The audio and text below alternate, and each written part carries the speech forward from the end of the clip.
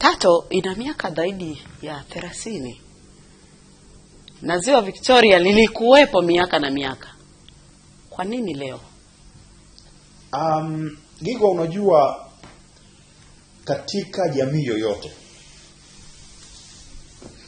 utamaduni ni kitu kigumu sana kukibadilisha, au kibadilishi kwa usiku mmoja. Kwa hiyo sisi sio kwamba hii ndio mara ya kwanza tunakuja Mwanza. Tato ilishakuja Mwanza kama miaka 3-4 iliyopita. Tena alikuja mwenyekiti wetu mwenyewe, Dr. Wilbard Chambulo. Alikuja yeye mwenyewe na akakutana na wadau, wakakaa, wakaongea, wakakubaliana, lakini baada ya hapo yale makubaliano hayakutekelezwa. Kwa hiyo sisi tumekuja tu kuendeleza kile alichokuwa amekianzisha mwenyekiti wa Tato. Kwa hiyo utaona kwamba sio tumeanza leo. Hii potential ya Mwanza ya kanda ya Ziwa ilishaonekana muda mrefu. Na labda tu hata kwa sababu nafahamu wengi watakuwa saizi wanaangalia na kusikiliza kipindi chetu hiki, ni muhimu sana. Kesho tuna mkutano nao, tumewaalika, lakini tungependa sana endapo wangekuja kwa kadri ya wingi wao. Wale ambao wanafanya shughuli za kupeleka wageni moja kwa moja maporini kwa kwenye hifadhi zetu, wale ambao wana mahoteli, wale ambao wako kwenye hizi vikundi vya utamaduni, yoyote anayefikiri anahusika na utalii, tunawakaribisha. Sisi Wanyaturu, digidigi ni mboga, lakini mzungu digidigi ni mapumziko, ni leisure. Sisi Wanyaturu, nyani yule babuni anakula mahindi shambani, kwa lazima tumuue. Lakini mzungu kwake yeye akikaa hotelini anamwangalia nyani anapita pale, ni leisure. Kwa hiyo hiyo ni namba moja. Sawa. Kwa hiyo majority ya Watanzania wanawaona hawa utalii wa wanyama kama vile bado, hasa generation yetu na wazee wetu. Hawa watoto wanaokuja wadogo hawajapitia ile, most of them hawajapitia ile hali ya ambayo tulipitia sisi. Kwa hiyo kuanzia generation inayokuja wanaweza kubadilika. Sasa iko vipi? Sasa hivi tour operators, hasa wengi ambao wametoka kwenye vyuo vikuu, wanadili sana na utalii wa ndani. Mwaka jana sisi Christmas tulikodi ndege 6 kutoka Dar es Salaam kuleta watu Kilimanjaro pamoja na Arusha kwa ajili ya kuja kufanya utalii. Tulikuwa na watu zaidi ya 78. Sio menelo, hiyo ni kampuni yangu tu. Bado kuna wengine wengi tu, na sasa hivi utaona hata kwenye mahoteli wakati wa nani, kwa kweli imeongezeka. Lakini namba 2, unapozungumzia kwamba kwa nini utalii wa ndani haupo, ni kwamba tunatakiwa tuwe na mkakati ambao tunataka tuuanze mapema. Sasa hivi muanze, sio kwamba ulishaanza. No, ulishaanza, lakini tuongeze nguvu kwenye mashule, kwenye vituo vya michezo, vyuo vikuu, watu waanze kuelewa nini maana ya utalii. Lakini kingine, lazima uadd value kwa wale watalii wa ndani, wawe na sababu kwa nini wanapeleka watoto wao kwenye mbuga za wanyama. Kwa mfano, una connect vipi wanafunzi na utalii? Mimi miezi 2-3 iliyopita nilikuwa na wanafunzi wa pale Karatu, wanatoka Banjika Secondary. Nikawachukua tukaenda nao Kreta. Nikawaambia hebu tuone physics ina connect vipi na hii Ngorongoro Kreta. Biology ina connect vipi na hii Ngorongoro Kreta. Geography ina connect vipi na hii Ngorongoro Kreta. Nikawaambia, nikawapa quiz. Jamani, naombeni mnisaidie tuje tuombe Ngorongoro, tuzunguke hii Kreta yote mpaka mwisho. Mtafutieni mzingo wa Kreta, kwa sababu niliwaambia eneo la Kreta chini ni nini. Kwa hiyo wakarudi darasani kwa kutumia formula za area is equal to kipenyo mara nini, wakatengeneza pale. Nikamwambia sasa mnaona how does it make sense? Sasa wale watoto watatamani tena kwenda labda Serengeti, wakaconnect labda geography, chemistry, physics na maisha yao ya darasani. Asante sana. Lakini kimsingi pia kuongezea hilo Gigwa, kuna kama nilivyokuambia, kuna swala la utamaduni kwamba utamaduni pia wa Watanzania, hata wa hii generation yetu, wana uwezo kabisa wa kwenda kutalii, lakini kuna ule utamaduni kwamba akining'inia juu ya stuli ndefu pale counter anaona amefanya kitu cha maana sana kwa nafsi yake, lakini kumbe anaweza kwa amount hiyo anayoning'inia juu ya stuli akaenda akajifunza mambo mazuri sana na makubwa. Lakini niongelee lile la lugha labda ya Kiingereza. Kama historia Ndinka alivyoieleza, huko nyuma watalii tuliokuwa nao walikuwa ni wenzetu kutoka nje ya nchi ya Tanzania. Na sio kwamba Kiingereza, kuna waliokuwa wanakuja ni wachache ni wa Spanish, wengine ni wa Italia, hata wao kusoma hicho Kiingereza hawakuwa wanajua.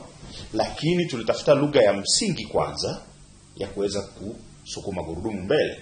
Sasa hivi utaona haya mashirika yetu ya TANAPA, shirika la hifadhi za taifa TANAPA, shirika la bonde la Ngorongoro, lakini pia kuna hii mamlaka ya uhifadhi wa wanyamapori.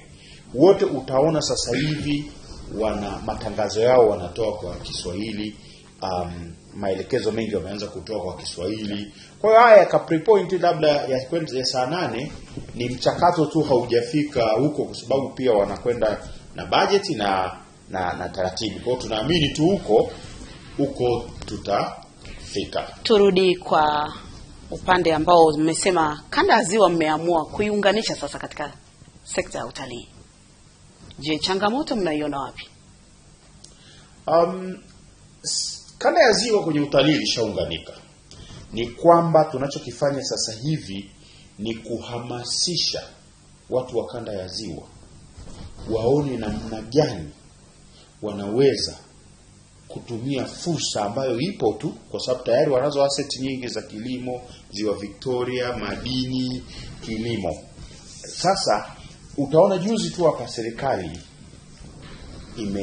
imezindua hifadhi nyingine mpya kanda ya Ziwa, ambapo hiyo ni fursa nyingine sasa, kwamba sio Serengeti tu, maana Serengeti iko kanda ya Ziwa, lakini sasa zimeongezwa hifadhi nyingine nazo tayari. Serikali tena, kwa bahati nzuri, serikali ilifanya kikao hapa tu kama wiki 3 zilizopita, tulikuwa hapa, serikali iliituita TATO kama moja ya wadau na wadau wengine, na kutueleza hiyo fursa ya kuweza kuwekeza katika hizo hifadhi. Kwa hiyo utaona sasa kwamba utalii kanda ya Ziwa unahamasishwa kwa hali ya juu kutokea kwa sekta binafsi pamoja na serikali pia. Nadhani utalii huwezi kuutenganisha na sekta na uwekezaji na mfanyabiashara. Je, na nyinyi huku mmewalenga kuwashirikisha wafanyabiashara? Ni mfanyabiashara wa aina gani ambao mnamshirikisha? Mfanyabiashara tunayemshirikisha kwanza ni ambaye tayari yupo kwenye sekta ya utalii, kwa maana ya kwamba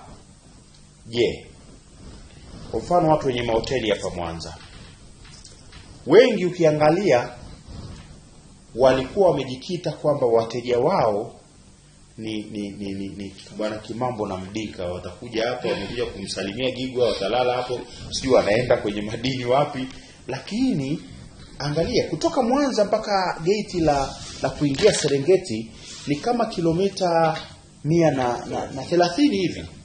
Ni karibu sana. Yaani tofauti na kutoka Kilimanjaro kuja huko. Ni tofauti na kutoka Arusha kwenda Serengeti. Kilomita 500. Sasa ukiangalia utaona namna gani Mwanza ina fursa nzuri. Tayari Mheshimiwa Rais amewaboreshea barabara kutoka airport, kiwanja. Lakini pia angalia kwamba mahitaji ya wale wawekezaji wanaojenga hifadhi hoteli hizo katika mbuga ya Serengeti, katika hizi mbuga mpya, wako karibu na wapi? Wako karibu na mikoa ya kanda ya Ziwa. Asante, tutarudi Kimambo. Mdinka, ndio mnamshirikisha mfanyabiashara ambaye ni mkubwa. huyu wa chini, mama ambaye anatembeza dagaa au mwananchi wa chini anafaidika vipi na utalii kanda ya Ziwa? Kama Mr. Kimambo alivyozungumza hapo nyuma kidogo, yani ndio faida ya hii wanaita industry ya tourism. Kila mtu ana nafasi yake.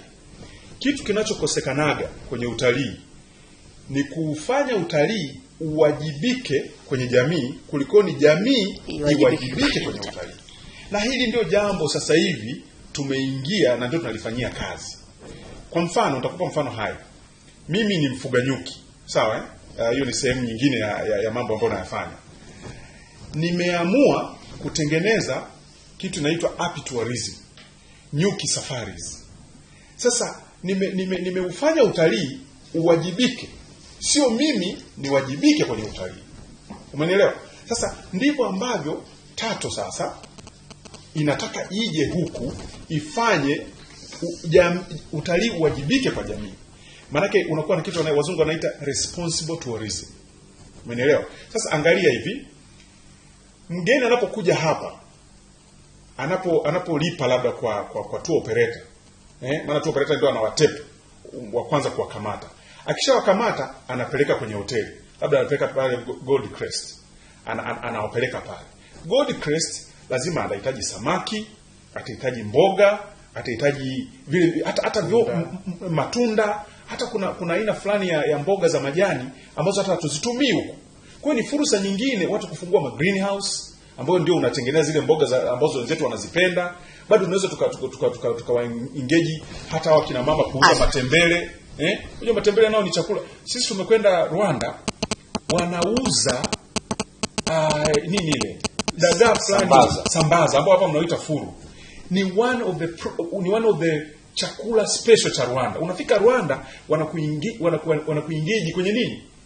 Kwenye furu. Yaani furu sasa hivi Rwanda wanamuuza kama mpaka kwenye 5-star hotel. Yes, kwamba ni product ya Rwanda. Riki katika hili. Nikushukuru sana Henry Kimambo, makamu mwenyekiti kutoka taasisi ya wakala wa utalii Tanzania. Ndio, mimi ndio nataka niwaachie wa Tanzania kitu. Nadhani muda wetu umetu mimi tunapenda kuambia wazazi waache kuwaonyesha watoto katuni, sasa wawe wanatumia Tanzania Safari Channel. Asante. Nikushukuru sana Timothy Mbika. Shukrani sana. Mtazamaji wa Star TV, kipindi hewani kilikuwa ni Tuongea Asubuhi. Kubwa zaidi tulilokuwa na leo tulikuwa tunaangazia masuala ya utalii na pato la taifa. Jina langu ni Gigwa Mhule. Ulikuwa nami katika matangazo ya moja kwa moja kutoka Ilemela, Mwanza, Tanzania. Nadhani kuna mengi ambayo umejifunza kupitia kipindi hiki. Nikushukuru sana Shuklavat.